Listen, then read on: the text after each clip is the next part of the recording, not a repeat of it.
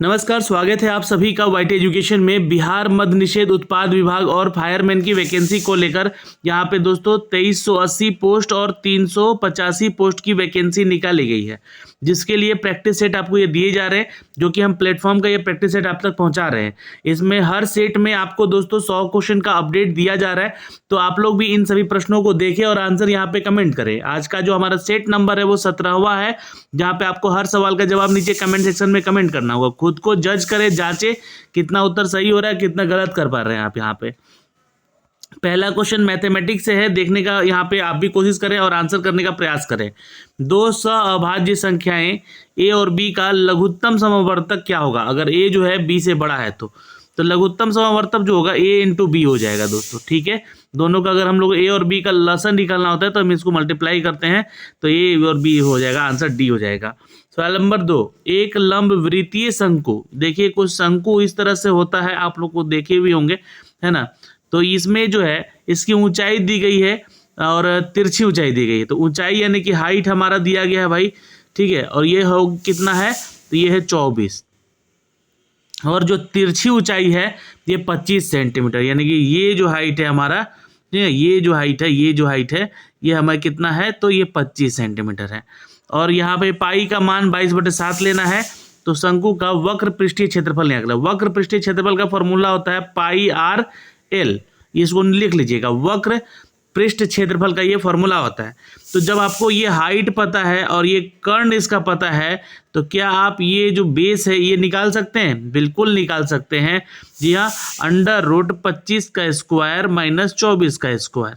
ठीक है, इसको कैलकुलेट कीजिएगा। जी हाँ, तो यहाँ पे आ जाएगा 7 टोटल निकल कर आएगा। ठीक है, इसको कैलकुलेट कीजिएगा आप लोग। और जब 7 आ गया, हमें पता चल गया कि ये जो हमारा आर है, यानी कि जो बेस है वो हमारा कितना 7 है। तो पाई का वैल्यू हमें 22/7 पता है, आर हमें पता हो गया, और एल जो है यानी कि ये हमारी जो तिरछी ऊंचाई होती है वो 25 सेंटीमीटर है। तो ये कट जाएगा, 22 को 25 से जब गुना करेंगे तो 550 सेंटीमीटर स्क्वायर आंसर आ जाएगा। तो डी उत्तर हो जाएगा। वह छोटी सी छोटी संख्या ज्ञात करें जिसमें कि 9, 10, 12 और 15 या 15 है। ठीक है, 15 से भाग देने पर प्रत्येक दशा में 3 शेष बचता है। मतलब किसी एक संख्या से भाग दीजिएगा तो शेष जो है हमेशा 3 बचेगा। तो छोटी सी छोटी संख्या ज्ञात करना। तो भाई आप इसमें भी लसन निकाल दीजिए, है ना। 9, 10, 12 और 15 का जब लसन निकालेंगे लघुत्तम समावर्तक, तो ये आएगा कितना भैया, 180। ठीक है, तो अभिष्ट संख्या जो होगा आपका 9, 10, 12 और 15 का, ये हमेशा जो है 3 इसमें बोल रहा है कि शेष बच रहा है, तो इसमें 3 जोड़ दीजिएगा, तो ये हो जाएगा 183। सवाल नंबर चलते हैं दोस्तों 4 पे। 10 किलोमीटर प्रति घंटा की गति से चलने पर मधु अपने कॉलेज 15 मिनट देर पहुंचती है। अगर इस स्पीड से चलेगी तो भाई 15 मिनट लेट पहुंचेगी। ठीक है, और अगली बार वो अपनी गति को 2 किलोमीटर प्रति घंटा बढ़ा देती है, यानी कि 12 किलोमीटर प्रति घंटा की स्पीड से अगर चलती है, परंतु फिर भी वो 5 मिनट देर पहुंची है। तो ये कि 10 किलोमीटर के हिसाब से चल रही थी तो 15 मिनट लेट पहुंच रही थी। अब 12 किलोमीटर चली तो भी 5 मिनट लग रहा है यहाँ पे, इसको 15 मिनट फिर 5 मिनट। तो उसके घर से कॉलेज की दूरी ज्ञात करनी है। तो दूरी बराबर चालों का गुणनफल कर लीजिए। ठीक है, तो चालों का गुणनफल 10 × 12, क्योंकि 2 किलोमीटर बढ़ा के चल रहा है यहाँ पे, है ना। तो 10 × 12 और बटे में चालों का अंतर, तो 12 - 10 कर लीजिएगा। और फिर पहुंचने में लगा समय का अंतर कितना भाई, तो 15 में से 5 जाएगा 10। ठीक है, ये हो गया। अब इसको किलोमीटर, चूंकि यहाँ पे मिनट में है, इसको तो घंटे में बदलना होगा, तो बटे 60 से आप यहाँ पे मल्टीप्लाई कर देंगे। ठीक है, डिवाइड कर दीजिएगा। तो जब इसको कैलकुलेट कीजिएगा आप लोग, तो यहाँ पे 10 किलोमीटर जो है आंसर आ जाएगा। D is the correct answer. सवाल नंबर चलते हैं 5 पे। भूमि का एक त्रिभुजाकार भाग जिसकी भुजाएं 72 मीटर है। ठीक है, समकोण त्रिभुज होगा ये, चूंकि 72 मीटर बोल रहा है, यहाँ पे त्रिभुजाकार है, 72 मीटर है, 30 मीटर है और 78 मीटर है। तीनों भुजा आपका दिया गया है। को 20 पैसे प्रति वर्ग मीटर की दर से समतल करने का लागत पूछ रहा है। तो 72 का स्क्वायर प्लस 30 का स्क्वायर इजिकल टू 78 का स्क्वायर। जैसे कि अगर समकोण त्रिभुज में आप निकालेंगे पाइथागोरियन ट्रिपल नियम से, तो कुछ इस तरह से होता है। क्षेत्रफल हमें निकलता है 1/4 जी हाँ, आधार गुने ऊंचाई, तो ये हमारा निकल जाएगा 1080। कितना? 1080 वर्ग मीटर। तो कुल लागत कितना भाई? 20 पैसे प्रति वर्ग मीटर के दर से। तो 20/100 से गुना कर दीजिए 1080 को। 1080 को कितना से? तो 20/100 से गुना कर दीजिए, तो ये निकल के आ जाएगा 216 रुपया। कितना निकल गया? प्रति वर्ग मीटर की दर से समतल करने का लागत। B is the right answer. सवाल नंबर 6 पे चलते हैं। 48 लोग किसी काम को 17 दिन में कर सकते हैं। 6 दिन बाद 4 जो है कामगार काम छोड़ देते हैं। उसके बाद काम को पूरा करने में कितना दिन लगेगा? ठीक है, तो इसको जब भी ऐसा कोई मतलब क्वेश्चन आए तो इसको एक फॉर्मूले बैठा दीजिएगा। क्या? M1D1 is equal to M2D2। ठीक है, तो यहाँ पे M1 क्या है हमारा भाई? 48 लोग हैं। ठीक, D1 कितना दिन लग रहा है? 17 दिन लग रहा है, कोई दिक्कत। और 6 दिन के बाद वो छोड़ दे रहा है, 6 दिन के बाद वो छोड़ दे रहा है, तो ये 17 में से ही 6 दिन घटा दीजिएगा यहाँ पे। और इज इक्वल टू M2 कितना भाई? तो 48 माइनस 4 लोग कम हो रहे हैं यहाँ पे, तो ये कर लीजिएगा। और गुने D2 निकालना हमें यहाँ पे। अब यहाँ से D2 का वैल्यू आप लोग कैलकुलेट करके निकाल लीजिएगा, तो 12 दिन आंसर आ जाएगा। सवाल नंबर चलते हैं 7 पे। एक समानांतर चतुर्भुज PQRS जिसकी भुजाओं की लंबाई 8, 12, 10 है, लंबा एक विकर्ण है। ठीक है, तो 10 सेंटीमीटर लंबा एक विकर्ण है। देखिए यहाँ पे बोल रहा है कि जिसकी भुजाएं 8 सेंटीमीटर और 12 सेंटीमीटर है, जिसमें कि 10 सेंटीमीटर लंबा एक विकर्ण है। यानी कि जो आपका जो चतुर्भुज है इसमें क्या दिया गया है भाई? तो 8 सेंटीमीटर लंबा है और 8 सेंटीमीटर लंबा है और 12 सेंटीमीटर ये दोस्तों इसकी भुजाएं हैं, दूसरी भुजाएं हैं, और ये जो है आपका 10 दिया गया है। ठीक है, अब बोल रहा है कि समानांतर चतुर्भुज के विकर्णों के वर्गों का योग भुजाओं के वर्गों के योग के बराबर होता है, जैसा कि हमारा थ्योरम कहता है। तो दूसरे विकर्ण की लंबाई लगभग कितनी होगी? ठीक है, तो ये जो है हमारा इसका जो है इसका निकालना है हमने को। ठीक है, तो करना क्या है? समानांतर चतुर्भुज का जो थ्योरम होता है, चतुर्भुज कहता है कि विकर्णों के वर्गों का योग, यानी ये जो है 10 का स्क्वायर कर दीजिए प्लस जो दूसरा है उसको a मान लीजिए, d मान लीजिए, कुछ भी, d का स्क्वायर। ठीक है, इज इक्वल टू क्या होगा?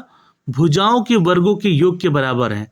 तो भुजा देखिए, अगर ये 8 है तो ये भी 8 होगा, ये 12 है तो ये भी 12 होगा। तो 8 का स्क्वायर प्लस 12 स्क्वायर, फिर 8 का स्क्वायर प्लस 12 का स्क्वायर, ये कर लीजिएगा। तो यहाँ से D2 का वैल्यू हमारा निकल कर आ जाएगा √316। अभी इसको कैलकुलेट कीजिएगा तो 17.8 आएगा, इसलिए आंसर डी हो जाएगा। प्रत्येक माह कृतिका जो है अपनी आय का 30% घर के किराए पर खर्च करती है, शेष 60% घरेलू व्यय पर खर्च करती है। वह प्रत्येक माह में 6300 की बचत करती है, तो उसकी कुल मासिक आय कितनी होगी? तो देखिए यहाँ पे क्या है कि अपनी आय का 30% है ना, तो x है, x का 30%। ठीक है, तो x का 30% यानी कि 100 में से 30% घटेगा, है ना, और फिर उसका फिर निकालिए 60%, मतलब इस टोटल का, है ना, इस टोटल का 60%। तो गुने इसको कर लीजिएगा 100 माइनस 60%। ठीक है, इज इक्वल टू कितना भाई? 6300। तो बस कैलकुलेट करके x का वैल्यू निकल जाएगा, यहाँ से x का वैल्यू आएगा 22,500। ठीक है, सिंपल सा सवाल है, बस कैलकुलेशन है यहाँ पे। तो ये सब चीज़ें बताता हूँ इसलिए कि आपको एग्जाम में ना कैलकुलेशन पता चल सके कि किस तरह से एग्जाम में क्वेश्चन रहेंगे। ठीक है, यदि x + y = 3, x y = 2, तो x³ - y³ का मान निकालिए। तो x³ - y³ का फॉर्मूला अगर आप लोग जानते हैं a³ - b³ का, तो उस पर पुट कर दीजिएगा तो आप लोग का आंसर आ जाएगा। तो क्या होता है भाई फॉर्मूला? x + y का होल स्क्वायर माइनस 4xy। ठीक है, तो आंसर यहाँ पे हम लोग पुट कर ले, x - y का होल क्यू होता है, माफ करेंगे। ठीक है, ये a³ - b³ का फॉर्मूला जब भी लिखेंगे आप, तो x - y का whole cube plus 3xy into x - y, है ना, तो इसके ऊपर पुट कीजिएगा तो आंसर 7 आ जाएगा आपका आंसर। सवाल नंबर 10 पे चलते हैं दोस्तों। किसी परीक्षा के अधिकतम अंक 900 हैं यदि एक छात्र को अधिकतम अंक 33% मिलने पर 45 अंकों से वो अनुत्तीर्ण हो जाता है, तो उत्तीर्ण होने के लिए कितना उसको मार्क्स चाहिए। तो अधिकतम अंक यहाँ पे 33% है, ये ध्यान से देख लीजिएगा, ठीक है। अधिकतम अंक 33% है यहाँ पे। तो 900 का 33% कितना हो जाएगा, 297। तो 297 उसको आएगा, और फिर भी 45 अंकों से वो अनुत्तीर्ण हो जाता है, तो जोड़िए इसमें 45, बस आंसर आ जाएगा आपका 342 अंक चाहिए उसको पास होने के लिए, ठीक है। क्योंकि इतना नंबर से वो फेल कर रहा है, ठीक है, और इतना नंबर तो आ ही रहा है उसको पास होने के लिए चाहिए उसको, मतलब, ठीक है। तो आंसर यहाँ पे 342 हो जाएगा दोस्तों। ऑप्शन यहाँ पे हिंदी का है, ध्यान दीजिएगा। पूछ रहा है कि खोज जो है शब्द किसका पर्यायवाची है। आविष्कार को कहते हैं खोज। मधुकर शब्द का पर्यायवाची शब्द नहीं है, नहीं बोला गया है। आंसर कीजिएगा। शहद बेचने वाले को नहीं कहते हैं। मधुकर भौरा को, भ्रमर को और मृंग को कहते हैं, ठीक है। सवाल नंबर 13। उषा शीर्षक कविता के कवि कौन है। आंसर कीजिएगा। शमशेर बहादुर सिंह है। सवाल नंबर 14। जूठन शीर्षक रचना हिंदी साहित्य की कौन सी विद्या है। आंसर कर लीजिएगा दोस्तों, ये है आत्मकथा। Question number 15। औरों को हंसते देखो मनु, हंसो और सुख पाओ। उपरोक्त उक्ति किस पुस्तक की है। आंसर कर लीजिएगा दोस्तों, ये कामायनी की है। सवाल नंबर 16। भानु प्लस उदय, इसका संधि रूप क्या होगा। आंसर कर लीजिएगा। जब भी ऊकार और ऊकार यानी कि हर्षऊ और हर्षऊ का ही मेल होगा तो ये बनाएगा क्या, दीर्घ ऊ, ठीक है। तो आंसर यहाँ पे बनेगा भानु उदय, ठीक है, याद रखिएगा, इंपॉर्टेंट है। यहाँ से आंसर ए हो जाएगा। सवाल नंबर 17। खेद शब्द का विलोम नहीं है। खेद शब्द का विलोम इनमें से नहीं है, तो आंसर कर लीजिएगा दोस्तों, इट्स अ डी, दुख, ठीक है, नहीं होता है। खेद का विलोम दुख नहीं होता है। मुदित महीपति मंदिर आए, किनके उदाहरण हैं। 18 का उत्तर कर लीजिएगा दोस्तों, ये अनुप्रास का है उदाहरण। ए इज द करेक्ट आंसर। सवाल नंबर 19। शेर दहाड़ता है, यह वाक्य किस क्रिया के लिए उदाहरण है। आंसर कर लीजिएगा दोस्तों, ये अकर्मक क्रिया है। क्या है, अकर्मक क्रिया है। सवाल नंबर 20। गृह शब्द का तद्भव रूप क्या होगा। तो गृह एक तत्सम शब्द है और इसका तद्भव बनेगा घर, ठीक है। ए इज द करेक्ट आंसर। सवाल नंबर चलते हैं दोस्तों 21 पे। Identify the segment which contain the grammatical error. Error बताना है आपको, अंग्रेजी का सवाल आ गया है, तो आंसर कीजिएगा। The ambulance have arrived on time, the accident victim was taken to the hospital. इसमें एरर बताना है, तो आंसर बताइएगा। एम्बुलेंस जो कि सिंगुलर वर्ड है, जिसके साथ हैव का प्रयोग ना होकर हैज़ का प्रयोग होगा, तो एम्बुलेंस हैज़ अराइव्ड होगा। यहाँ पे क्या होगा आंसर, यहाँ पे हम बी कर लेंगे, जो कि गलत है। सवाल नंबर 22 पे चल। Identity the appropriate option, the suitable, the under segment and the underline segment. तो ये अंडरलाइन यहाँ पे किया गया है, देखिएगा, ठीक है। Of Rama and Usha the letter is most responsible. इनमें से आपको करना है कि जो सुटेबल अंडरलाइन सेगमेंट बताना है इसका, ठीक है। तो रामा और उषा जो कि दो के लिए यहाँ पे कंपैरेटिव डिग्री का प्रयोग किया जाना चाहिए, और कंपैरेटिव डिग्री जब लगेगा यहाँ पे तो लेटर का प्रयोग ना करके लैटर का प्रयोग करेंगे, ठीक है। तो आंसर क्या कर लेंगे, the letter is more than more, ठीक है। आंसर क्या कर लेंगे, D is the correct answer. सवाल नंबर 23। Select the correctly spelled word. Answer कर लेंगे दोस्तों यहाँ पे रेपिटेशन, ठीक है। तो आंसर कर लेंगे REPETITION, रिपीटिशन मतलब सही, ठीक है। सवाल number 24। Select the most appropriate meaning of the given item to break up the wrong tree, ठीक है। तो यहाँ पे आपको बताना है कि आइटम इसका बताना है to break up the wrong tree. तो आंसर कर लेंगे टू ब्रेक, तो sorry not just breakup, it's a bark up. To bark up the wrong tree, मतलब कि to be wrong about the reason for something, मतलब किसी चीज के लिए कोई रीजन यहाँ पे गलत हो। तो आंसर यहाँ पे कर लीजिएगा, it's B is the correct answer. Select the most appropriate antonym of the given word sparse. तो स्पार्स यानी कि होता है विरल, तो इसका एंटोनिम बनेगा डेनस। जी हाँ, नोट कर लीजिएगा दोस्तों, यहाँ पे आंसर क्या कर लेंगे, इट्स, जी हाँ, आंसर कर लेगा डेंसर या डेंसे। ठीक है, तो आंसर यहाँ पे हम बी कर लेंगे, इज द राइट आंसर। सवाल नंबर चलते हैं 26 पे। Translate the sentence into English. लू चल रही है, तो 26 का आंसर कर लीजिएगा दोस्तों, the heat wave is blowing. सवाल नंबर चलते हैं 27 पे। Leave the room, leave this room, which part of speech this is in sentence. This का मतलब यह होता है, इस वाक्य में रूम जो है नाउन को क्वालिटी कर रहा है और एडजेक्टिव का फंक्शन यहाँ पे हो रहा है। तो आंसर यहाँ पे हम करेंगे एडजेक्टिव पे। सवाल नंबर चलते हैं दोस्तों 28 पे। Choose the appropriate option to complete the sentence. He has been away, he has been away since March. तो आंसर सी कर लीजिएगा। बाबर रूल फ्रॉम 1526 टू, यहाँ पे उपयोग कर लेंगे क्या, टू, है ना, 1526 से 1530 तक उन्होंने शासन किया। The platform is very strong. ठीक है, सवाल नंबर 31 पे चलते हैं दोस्तों, नोट कर लेंगे। गैस नियतांक आर का मात्रक क्या होगा। आंसर कर लेंगे जूल केल्विन पर मोल, केल्विन पर मोल। सी इज द करेक्ट आंसर। सवाल नंबर नेक्स्ट। दो ठोस पिंड ए और बी पानी पर तैरते हैं। यह देखा गया कि तैरते समय ए का आधा आयतन पानी के अंदर रहता है और बी का 2/3 भाग, तो ए और बी के घनत्व का अनुपात क्या होगा। आंसर कर लेंगे 3:4 होगा। पृथ्वी का ऊपरी वायुमंडल प्रति सेकंड सूर्य से कितना किलो जूल ऊर्जा ग्रहण करता है।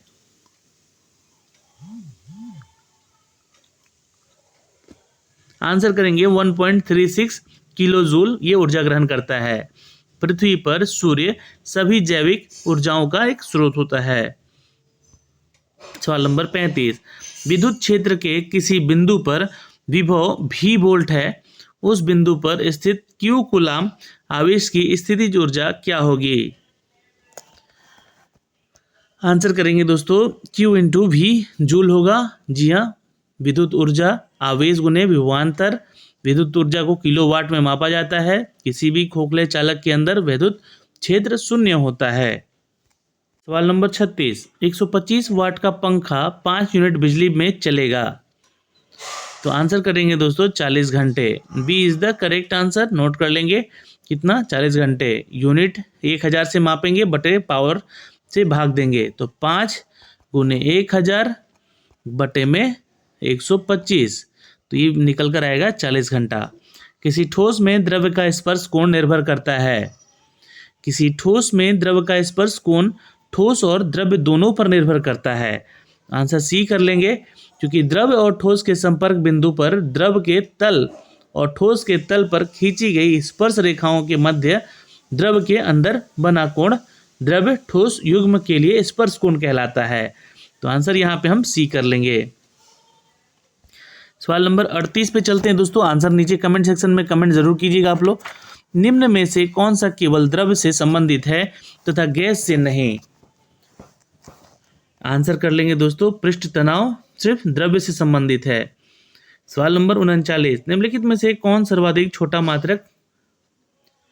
तो फर्मी जो है इनमें से सबसे छोटा मात्रक है। यह 1 mm = 10⁻³ m होता है, यानी कि मीटर होता है, और ये मात्रकों में सबसे छोटा मात्रक है fermi. C is the correct answer. 1 fermi बराबर 10⁻15 मीटर। सवाल नंबर चलते हैं दोस्तों यहाँ पे 40 पे। नोट कर लेंगे 1 जूल बराबर 1 न्यूटन इंटू 1 मीटर होता है, याद रखेंगे। इसलिए आंसर यहाँ पे क्या कर लेंगे, 1 न्यूटन इंटू 1 मीटर, यानी कि ए इज द करेक्ट आंसर। सवाल नंबर 41, किसी ऑर्बिटल में 2 इलेक्ट्रॉन उपस्थित हैं तो उनकी पहचान कैसे होगी? आंसर करिएगा चक्रण क्वांटम की संख्या के द्वारा, D is the correct answer. सवाल नंबर चलते हैं 42 पे, एल्युमिनियम +3 आयन में इलेक्ट्रॉनों की संख्या क्या होगी?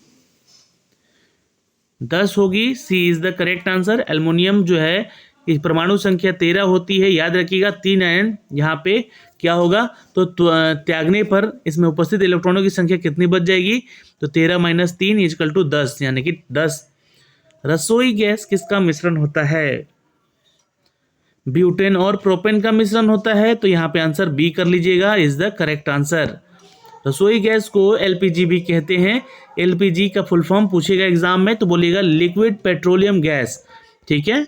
सवाल नंबर चलते हैं 44 पे, रेडियो एक्टिविता का कारण क्या है? रेडियो एक्टिविता का कारण है अस्थायी नाभिक, अस्थायी नाभिक, D is the correct answer, note कर लेंगे। 1898 में मैडम क्यूरी ने रेडियम पोलेनियम का आविष्कार भी किया था और रेडियो सक्रियता का आविष्कार हेनरी ने किया था। किसने किया था? हेनरी ने किया था। कब? 1896 में।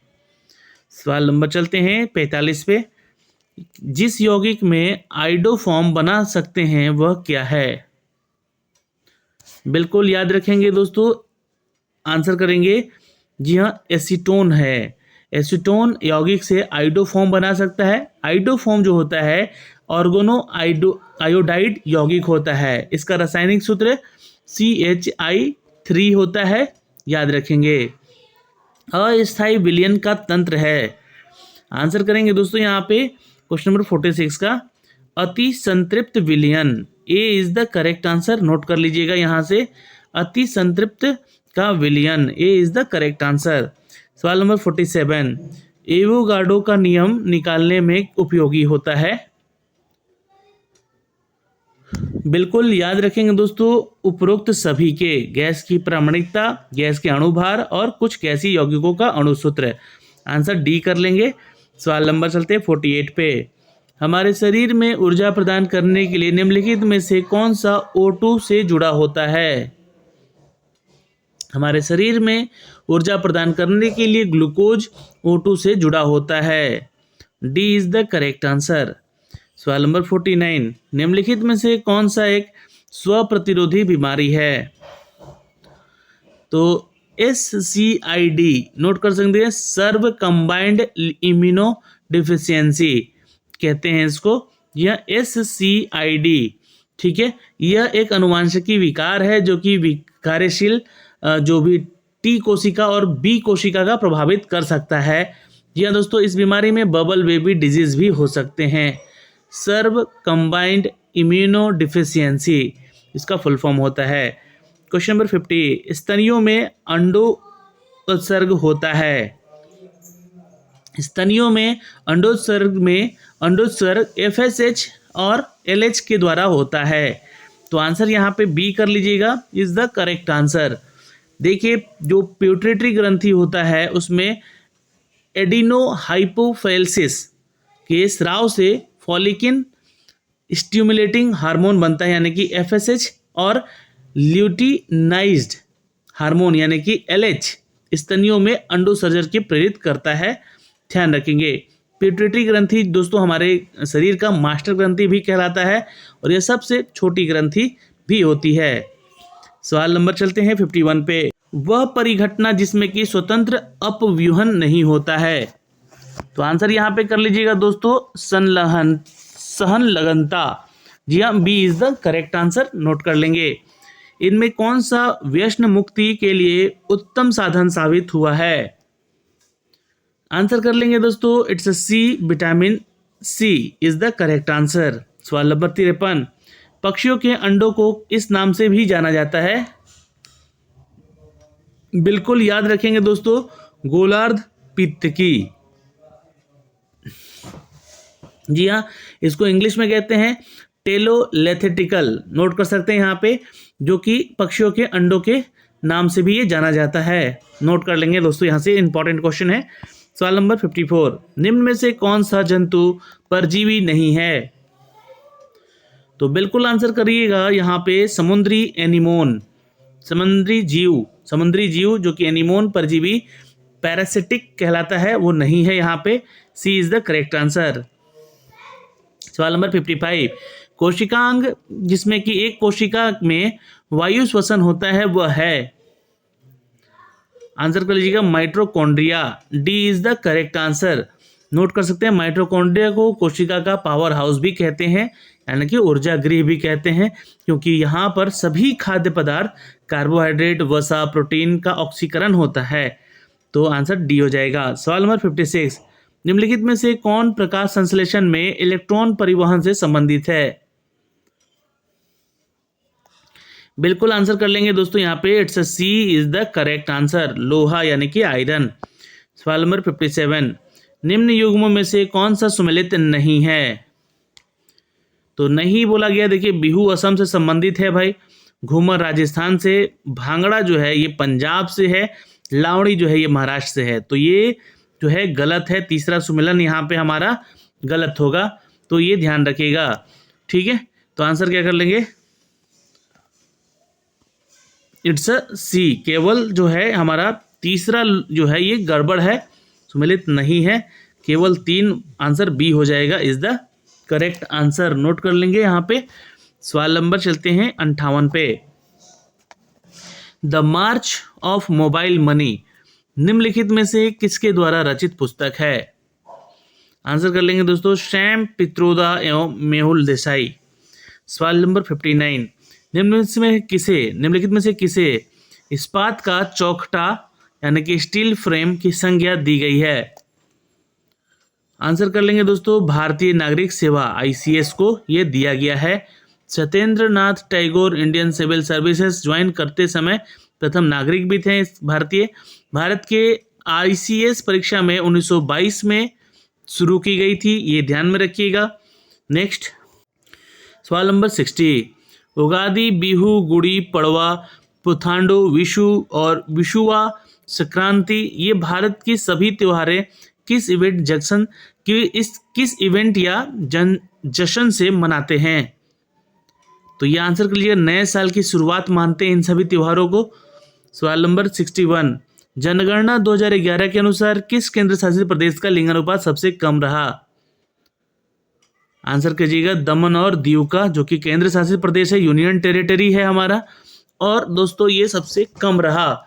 जी हाँ, 618 महिलाएं हैं यहाँ पर 1000 पुरुषों पे, जो कि बहुत ही न्यूनतम है यहाँ पे। सवाल नंबर 62, चार्ल्स विल्किंसन का भगवद गीता द्वारा अंग्रेजी संस्करण पहले किस वर्ष में प्रकाशित किया गया था? आंसर कर लेंगे दोस्तों यहाँ पे 1785। C is the correct answer. Note कर लेंगे यहाँ पे, चार्ल्स विल्किंसन जो है ईस्ट इंडिया कंपनी का एक कर्मचारी था। 1785 में किया गया था यह अनुवाद संस्कृत से यूरोपीय भाषा में। सवाल नंबर चलते हैं 63 पे। नाइचो किस देश की गुप्तचर संस्था है? आंसर कर लीजिएगा दोस्तों यहाँ पे, it's C, Japan is the correct answer. सवाल नंबर चलते हैं दोस्तों 64 पे। मगध की राजधानी कौन सी थी? बिल्कुल आंसर कर लीजिएगा दोस्तों, इट्स सी, राजगीर यानी कि गिरिव्रत कहते थे इसको। सवाल नंबर 65, सिंधु सभ्यता का महानगर स्नानगर कहाँ से प्राप्त हुआ है? बिल्कुल याद रखेंगे, सन 1922 में राखलदास बनर्जी ने मोहनजोदड़ो की खोज की और यही से सिंधु सभ्यता का महान स्नानगर में साक्ष्य इसका मिला था। आंसर ए हो जाएगा। शिवाजी ने किस वर्ष छत्रपति की उपाधि धारण की?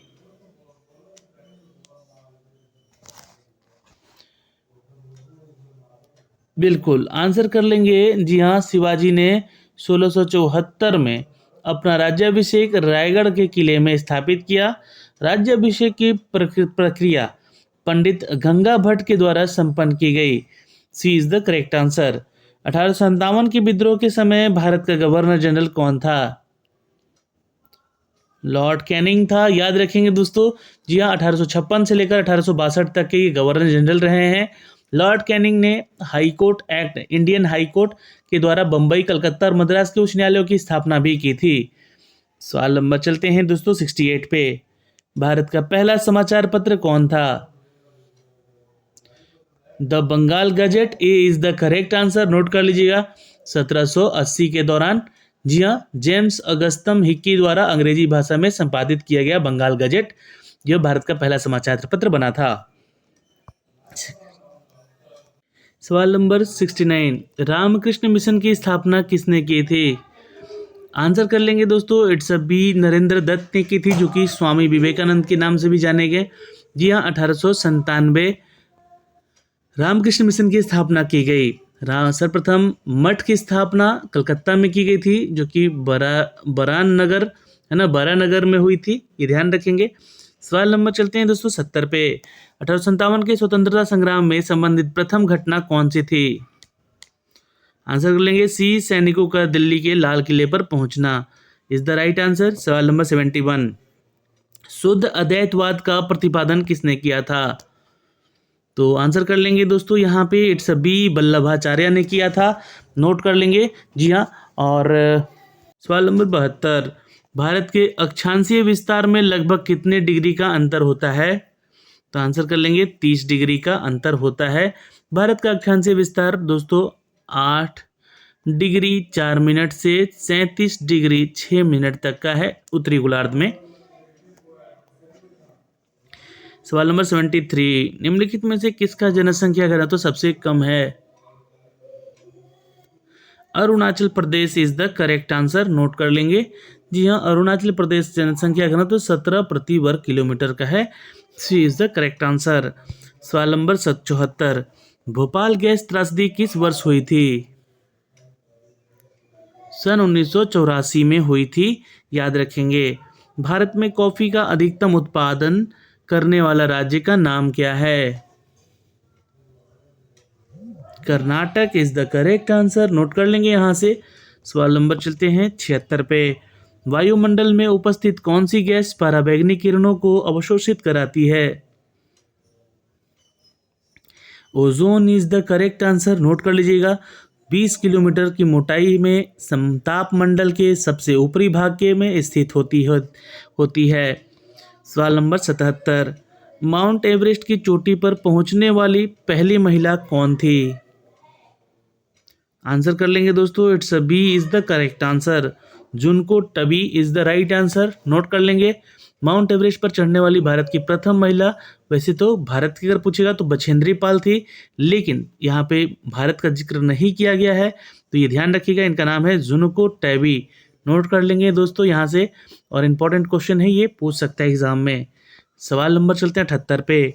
भारत के अधिकतम कृषि योग्य घेरने वाली फसल कौन सी है? चावल is the correct answer, A is the right answer, note कर लेंगे। सवाल नंबर 79, पर्यावरणीय प्रदूषण को किसके द्वारा नियंत्रित किया जा सकता है? तो ये ध्यान रखिएगा, आंसर कर लेंगे, D is the correct answer. जी हाँ, पर्यावरणीय प्रदूषण सभी के द्वारा यहाँ पे हो सकता है, विस्फोटक, वाहन विनिर्मित, गंदे पानी का उपचार करने किया जा सकता है। सवाल नंबर चलते हैं दोस्तों यहाँ पे 80 पे। भारत सरकार ने भारत रत्न तथा पद्मश्री की उपाधियां संविधान के किस अनुच्छेद के अंतर्गत दिया है या शुरुआत किया है? आर्टिकल 18 की बात करेंगे हम यहाँ पे, इज द राइट आंसर, जिसमें सेना अथवा विद्या संबंधी उपाधियां प्रतिबंधित नहीं है। भारत रत्न, पद्म विभूषण आदि उपाधियों पर सर्वोच्च न्यायालय ने कहा है कि उपाधियां प्रदान करने की यह व्यवस्था संविधान के प्रतिकूल नहीं है, इसलिए आंसर यहाँ पे हम 18 में करेंगे। सवाल नंबर 81, राष्ट्रपति को कौन सलाह और मंत्रणा देता है? संघीय मंत्रिपरिषद, D is the correct answer, note कर लीजिएगा। और ये दोस्तों संघीय व्यवस्थापिका को संसद भी कहते हैं। संसद के 2 सदन होते हैं, लोकसभा और राज्यसभा। भारत में लोकसभा के सदस्यों की अधिकतम संख्या कितनी निर्धारित है? तो आंसर कर लीजिएगा, 552 हो चुकी है। ये आप लोग नोट कर सकते हैं। लोकसभा की संरचना अनुच्छेद 81 के तहत की गई। लोकसभा संसद का प्रथम और निम्न सदन होता है, जिसका सभापतित्व जी हाँ उसके अध्यक्ष करते हैं, और इसमें 552 अधिकतम सदस्यों की संख्या बताई गई है। सवाल नंबर 83, भारतीय संविधान का अनुच्छेद 51A नागरिकों के मौलिक कर्तव्यों से संबंधित है। किस संविधान संशोधन से इसे लाया गया था? तो आंसर कर लीजिएगा, 42वां संविधान संशोधन 1976 में किया गया था, याद रखेंगे। जी हाँ, मूल संविधान में मौलिक कर्तव्यों को शामिल नहीं था। सरदार स्वर्ण सिंह समिति की सिफारिश पर 42वां संविधान संशोधन 1976 में किया गया, जिसमें कि मौलिक कर्तव्यों को शामिल किया गया। 46वां संशोधन 1982 में किया गया, बाकी ये वाला 1982 में किया गया था, याद रखेंगे। 71वां संविधान संशोधन किया गया दोस्तों 1992 में। इसमें भाषाओं को जोड़ा गया, नेपाली, मणिपुरी और कोंकणी भाषाओं को जोड़ा गया 8वीं अनुसूची में। और 73वां संविधान संशोधन दोस्तों 11वीं अनुसूची में जोड़ा गया था 1992-93 के बीच में। ठीक है, और इसमें दोस्तों जो है पंचायती राज की व्यवस्थाओं के बारे में 73वें संविधान संशोधन में बोला गया है। सवाल नंबर 84, भारत में कब पहली बार राष्ट्रीय आपातकाल घोषित हुई है या किया गया था? आंसर कर लेंगे दोस्तों, यहाँ पे ये 1962 में किया गया था, नोट कर लीजिएगा। और ये आर्टिकल 352 के तहत लागू किया जाता है। और नोट कर लेंगे दोस्तों, भारत में आपातकाल 1962 में भारत चाइना युद्ध के समय लगाया गया था। उसके बाद 1971 में भारत पाकिस्तान के युद्ध के समय लगाया गया। फिर उसके बाद 1975 में आंतरिक अशांति के नाम पर लगाया गया। सवाल नंबर 85, भारत के संविधान में मौलिक अधिकार, भारत के संविधान का मौलिक अधिकार जी हाँ दोस्तों मूल संविधान का हिस्सा था। ए इज द करेक्ट आंसर। सवाल नंबर चलते हैं 86 पे। किसने कहा कि न्याय वह गुण है जो राज्य के में निवास करता है? बिल्कुल आंसर कर लेंगे दोस्तों, यहाँ पे इट्स ए जोवेट। जी हाँ, न्याय वह गुण है जो कि राज्य में निवास करता है। ठीक है, नोट कर लेंगे। सवाल नंबर 87, संपूर्ण ग्रामीण रोजगार योजना लागू किया गया, सितंबर 2001 में लागू किया गया है। और उसमें अटल बिहारी वाजपेयी जो है ना 2001 में प्रधानमंत्री थे। ठीक है, और संपूर्ण ग्रामीण रोजगार योजना लागू किए थे। रोजगार आश्वासन योजना भी शुरू किया गया था 93 में, याद रखेंगे। सवाल नंबर 88, देश में हरित क्रांति के लिए उत्तरदायी है? बिल्कुल याद रखेंगे दोस्तों, डी इनमें सभी, डी आंसर कर लीजिएगा। सवाल नंबर चलते हैं दोस्तों यहाँ पे 89 पे। निम्नलिखित में से कौन सा राज्य भारत की 7 बहनों के अंतर्गत शामिल नहीं है? आंसर कर लेंगे दोस्तों, Sikkim is the correct answer, note कर लेंगे। सवाल नंबर 90, भारत सरकार अधिनियम 1935 किस पर आधारित था? आंसर कर लेंगे, ए ब्रिटिश भारत के प्रांतों के अधिवेशन का सिद्धांत। 1935 ब्रिटिश भारत के प्रांतों का अधिवेशन का सिद्धांत। जी हाँ, A is the correct answer, note कर सकते हैं। सवाल नंबर 91 दोस्तों आंसर करेंगे, गांधी जी ने कौन से वर्ष में साबरमती गुजरात से अपनी प्रसिद्ध दांडी यात्रा प्रारंभ की थी? आंसर कर लेंगे दोस्तों, इट्स सी, सन 1930 इज द करेक्ट आंसर। सवाल नंबर 92, सिंधु घाटी सभ्यता अनर्याय सभ्यता थी क्योंकि यह एक शहरी सभ्यता थी। A is the correct answer, note कर लीजिएगा। सवाल नंबर 93, एक राज्य जहां किसी सरकार का राज्य नहीं होता है, यह राज्य क्या कहलाता है? आंसर कर लीजिएगा दोस्तों, एनार्की कहलाता है। जहां किसी सरकार का राज्य नहीं होता है, एनार्की अंतर्गत आता है, यानी कि अराजकता का शासन व्यवस्था कहते हैं इसको। सवाल नंबर चलते हैं 94 पे। भारत के किसी राज्य की राज्यपाल बनने की वाली पहली महिला कौन थी? आंसर करेंगे दोस्तों 94 का यहाँ पे, यह सरोजनी नायडू थी, याद रखेंगे, भारत की पहली महिला राज्यपाल यह। और भारत की प्रथम महिला केंद्रीय मंत्री राजकुमारी अमृता कौर थी। भारत की प्रथम महिला मुख्यमंत्री सुचिता कृपलानी थी, ये सब याद रखिएगा। प्रथम महिला न्यायाधीश एम फातिमा बीबी थी। और उच्च न्यायालय की प्रथम महिला मुख्य न्यायाधीश लीला सेठ थी। देश की प्रथम महिला सत्र की न्यायाधीश अन्ना चांडी थी। और बिहार की प्रथम महिला मुख्यमंत्री राबड़ी देवी थी। सवाल नंबर 95, पाकिस्तान से लगी सीमाओं वाले भारतीय राज्य कौन से हैं? आंसर करेंगे दोस्तों गुजरात, जम्मू कश्मीर, पंजाब और राजस्थान। ठीक है, पाकिस्तान से ये सारे राज्य का कनेक्टिविटी है, मतलब बॉर्डर साझा होता है। सवाल नंबर 96, टॉर्नेडो क्या है? आंसर करेंगे दोस्तों एक अति निम्न दाब केंद्र है। B is the correct answer, note कर लेंगे। सवाल नंबर 97, यदि पृथ्वी के अक्ष के झुकाव 18.5 डिग्री कर दिया जाए तो कौन सी अक्षांश रेखा आर्कटिक वृत्त को प्रदर्शित करेगी? आंसर करेंगे दोस्तों 71.5 डिग्री। सवाल नंबर 98, निम्नलिखित में से कौन सी शैल निर्माण प्रक्रिया के आधार पर अन्य 3 से भिन्न है? आंसर करेंगे संगमरमर जो है तीनों से भिन्न है, याद रखेंगे। ठीक है, अन्य तीनों से भिन्न है क्योंकि शैल निर्माण प्रक्रिया के आधार पर यह बनता है। सवाल नंबर 99, उपभोग की जाने वाली अंतिम इकाई से प्राप्त होने वाली उपयोगिता है। ये सीमांत उपयोगिता कहलाएगी, जो कि उपभोग की जाने वाली अंतिम इकाई से प्राप्त होने वाली उपयोगिता है। सीमांत उपयोगिता शून्य होती है हमेशा, याद रखेंगे। सवाल नंबर 100, राष्ट्रीय सुरक्षा का दायित्व इनके ऊपर है। तो आंसर कर लेंगे डी, कैबिनेट के ऊपर होता है। जी हाँ, जो कि मंत्रिमंडल होते हैं हमारे। तो दोस्तों आज के इस वीडियो में इतना ही, और इसमें के जो आंसर की है मैंने आप तक साझा किया है इस वीडियो में। तो आप लोग एक बार ज़रूर खुद से टेस्ट दीजिएगा, मिलाइएगा आंसर्स को, कितना आपसे सही हो रहा है। और इसका PDF आपको वाइट एजुकेशन के टेलीग्राम पे शेयर कर दिया जाएगा शाम को। धन्यवाद।